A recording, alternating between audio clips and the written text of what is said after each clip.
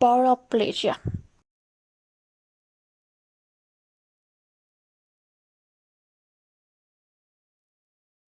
What is paraplegia? Paraplegia is an impairment in motor or sensory function of the lower extremities. It is usually caused by spinal cord injury of congenital condition that affects the neural elements of the spinal canal.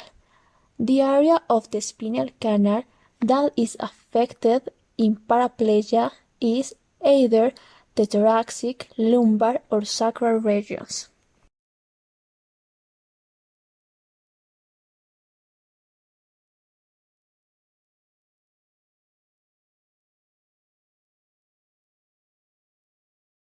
Causes of paraplegia. Paraplegia is mainly caused by injuries that affect the spinal cord. It can also occur to disasters that compromise the nervous system. It can be affected by situations such as injury during childbirth, traffic accidents, sports injuries, accidents when jumping into the water head first, trampoline accidents, shooting, skating. Consequence of paraplegia. The consequences of paraplegia vary depending on the severity and also the location of the injury. Some patients can walk up to a point. Almost always patients require wheelchair, prosthesis, or other elements to be able to move. Symptoms may also include pressure ulcers, muscle spasms, weakened bones, chronic pain, social isolation, and also depression.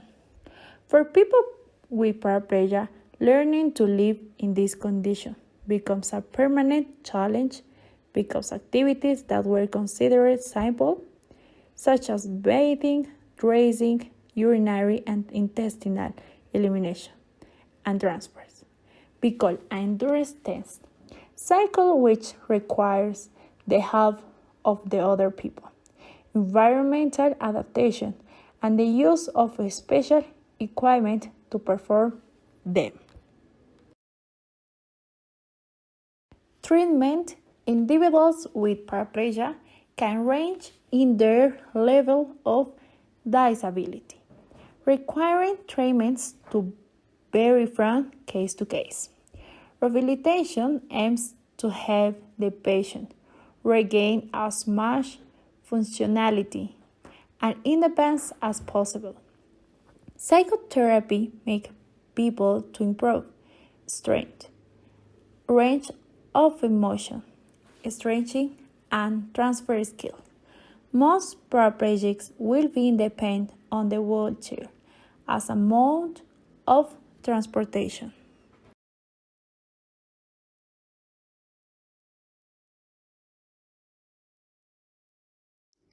Disabled friendly.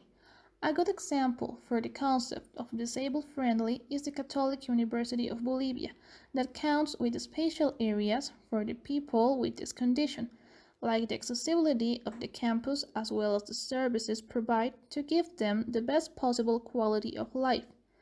Also, the Catholic University have wheelchair-accessible ramps, wheelchair-designed seating areas in the most part of the classrooms and bathrooms too.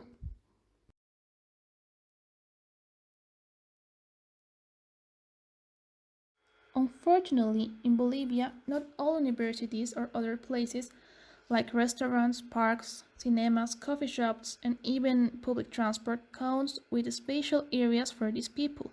So, limited mobility can be a challenge in places that don't have wheelchair accessibility standards. However, there is a lot of disability-friendly cities around the world, like Washington, D.C., that the whole metro network is wheelchair accessible. There are lifts at every station. A wheelchair-bound person in DC can travel around with the same level of ease as an able-bodied person, and in London, England, has made headway in creating new access laws, especially for museums and other tourist destinations, which require adequate wheelchair access. Cabs and buses now offer wheelchair access. All fruit Some tube stations do not offer lift services due to their age.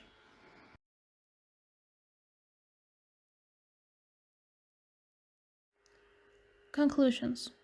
It's time to start the process of inclusion for the people with paraplegia in all the possible ways, trying to bring them all the necessary services.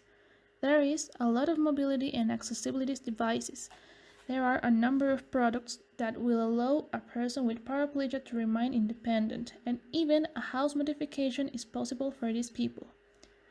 Being disabled should not mean being disqualified from having access to every aspect of life.